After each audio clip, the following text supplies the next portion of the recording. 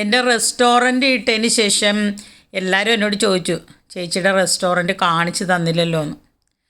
ഇപ്പം ഞാൻ എൻ്റെ റെസ്റ്റോറൻറ്റ് ചെറുതായിട്ട് കാണിച്ചു തരാം. ഇവിടുത്തെ ഫുഡും ഒക്കെ കാണിച്ചു തരാം കേട്ടോ. നമ്മളിപ്പോൾ ഉണ്ടാക്കുന്നത് അൽഫാം, ബിരിയാണി, നെയ്ച്ചോറ്, അതിനുള്ള കറികളൊക്കെയാണ്. അപ്പോൾ ഞാനത് ചെറുതായിട്ട് കാണിച്ചിട്ടുണ്ട്.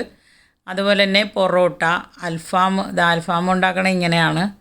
പിന്നെ ഇത് വലിയ കടയൊന്നുമല്ല കേട്ടോ, ചെറിയ കടയാണ്. നമ്മുടെ നാട്ടിലേക്ക് പോലത്തെ എന്താ പറയുക, ചെറിയ ഒരു തട്ടുകട പോലത്തെ ഒരു ചെറിയ റെസ്റ്റോറൻറ്റ്, അത്രേ ഉള്ളൂ.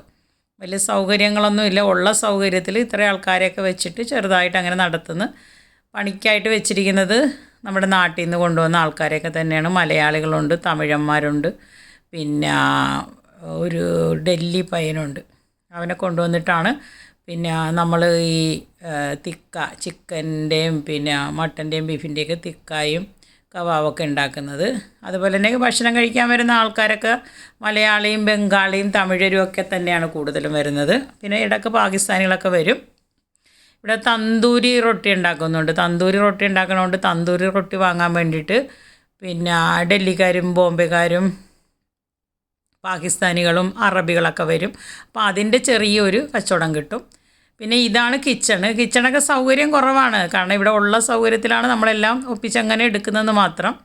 പിന്നെ ഇത് കുക്ക് ചെയ്യണ ആ ഭാഗമാണ്. പിന്നെ ഇതിനോട് ചേർന്നിട്ട് ചെറിയൊരു വർക്ക് ഏരിയ പോലെ ഉണ്ട് അപ്പുറത്തേക്ക്. അവിടെ നമ്മൾ വാഷ് ചെയ്യും. അതുപോലെ തന്നെ പിന്നെ കട്ടിങ്ങും ക്ലീനിങ്ങും പിന്നെ വാഷിങ്ങും ഒക്കെ ഈ ഭാഗത്താണ് ചെയ്യണത്. പിന്നെ ഇപ്പം അടുത്ത് രാത്രിയിലേക്ക് ഉച്ചക്കത്തെ ഭക്ഷണം കഴിഞ്ഞു രാത്രിയിലേക്കുള്ള ഭക്ഷണം ഉണ്ടാക്കാനുള്ള ഉള്ളിയും വെളുത്തുള്ളിയൊക്കെ അങ്ങനെ പൊളിച്ചുകൊണ്ടിരിക്കുകയാണ്. പിന്നെ എല്ലാവരും കോഴിക്കോട്, പിന്നെ അതുപോലെ തന്നെ വടകര, കണ്ണൂർ, മലപ്പുറം, എറണാകുളം, അങ്ങനെ അവിടെ നിന്നൊക്കെയുള്ള ആൾക്കാരാണ് പണിക്കാരായിട്ട് വെച്ചിരിക്കുന്നത്. മുന്നേ ഞാൻ വെച്ചിരുന്നതൊക്കെ പെൺകുട്ടികളെ ആയിരുന്നു. പിന്നെ അത് കഴിഞ്ഞ് പിന്നെ അവരെ വേറൊരു കട, 2 കടയുണ്ട്, അതിലേക്ക് മാറ്റിയിട്ട് പെണ്ണുങ്ങളെയൊക്കെ അങ്ങോട്ട് മാറ്റിയിട്ട് പിന്നെ ഞാനിവിടെ ആണുങ്ങളെ തന്നെ വെച്ചു. അതുകൂടാതെ തന്നെ ഫ്രണ്ടിലോട്ട് നമ്മളിങ്ങനെ നീട്ടിയിട്ട് ഇവിടെ ചായ കൊടുക്കും. ചായയും കോഫിയൊക്കെ കൊടുക്കും. സ്നാക്സൊക്കെ വൈകുന്നേരം ഉണ്ടാകും. അതിനകത്ത് ഒരുപാട് പൊരി പലഹാരങ്ങളൊക്കെ ഉണ്ടാക്കി വയ്ക്കും. പിന്നെ അതിവിടെ ഉള്ള നമ്മുടെ ഈ പിന്നെ കുക്കുമാർ തന്നെയാണ് ഉണ്ടാക്കണത്. അതുമൊക്കെ പോകും കേട്ടോ. ചായയൊക്കെ നല്ലതുപോലെ പോകും, പൊരി പലഹാരങ്ങളൊക്കെ പോകും. പിന്നെ ഈ പയ്യനെയാണ് ഞാൻ കൽക്കട്ടയിൽ നിന്ന് കൊണ്ടുവന്നത്. അവനാണ് ഇതെല്ലാം പിന്നെ ഇതൊക്കെ ഉണ്ടാക്കണത്, തന്തൂരിയൊക്കെ. ഇവൻ്റെ ഭക്ഷണം നല്ലതാണ് കേട്ടോ, ടേസ്റ്റാണ്. പയ്യൻ ചെറുതാണെങ്കിലും അവനുണ്ടാക്കുന്ന ആ വിഭവങ്ങൾക്കൊക്കെ ഇവിടെ ഭയങ്കര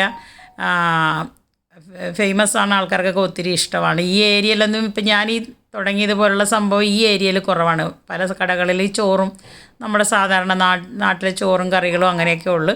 പക്ഷെ ഞാനെല്ലാം കൊടുക്കും, ചോറും കൊടുക്കും, പിന്നെ നമ്മുടെ നാട്ടിലെ ചോറും കറികളൊക്കെ കൊടുക്കും, പിന്നെ ബിരിയാണി കൊടുക്കും, ഇതുപോലെ നെയ്ച്ചോറ്, കുഴിമന്തി ഒക്കെ കൊടുക്കും. പിന്നെ ഇതിൻ്റെ ഉള്ളിലുള്ള സൗകര്യത്തിൽ ഒരു തന്തൂരി ഉണ്ടാക്കാനുള്ള ആ ഒരു സംഭവം ഉണ്ടാക്കി വെച്ചിട്ടുണ്ട്. അപ്പോൾ ഇതിൽ തന്തൂരി റൊട്ടിയും ഈ കബാബും പിന്നെ ഒക്കെ കൂടി ഇങ്ങനെ കൊടുക്കുമ്പോൾ അത് കഴിക്കാനായിട്ട് കുറേ പിള്ളേർ വരും. ഇപ്പോഴത്തെ പിള്ളേർക്ക് അത് ഭയങ്കര ഇഷ്ടമാണല്ലോ. അപ്പോൾ കടയ്ക്ക് പേരിട്ടിങ്ങനെ ഡൈൻ ഔട്ട് എന്നാണ്, കടയുടെ പേര് ഡൈൻ ഔട്ട് എന്നാണ്.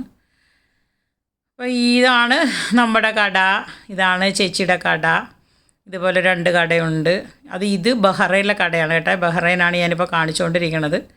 ഇവിടെ ഞാൻ എപ്പോഴും ഉണ്ടാവില്ല, ഇടയ്ക്കൊക്കെ വരും പോകും. അവിടെ ലേഡീസിനെ വെച്ചിരിക്കുന്ന കടയിലാണ്.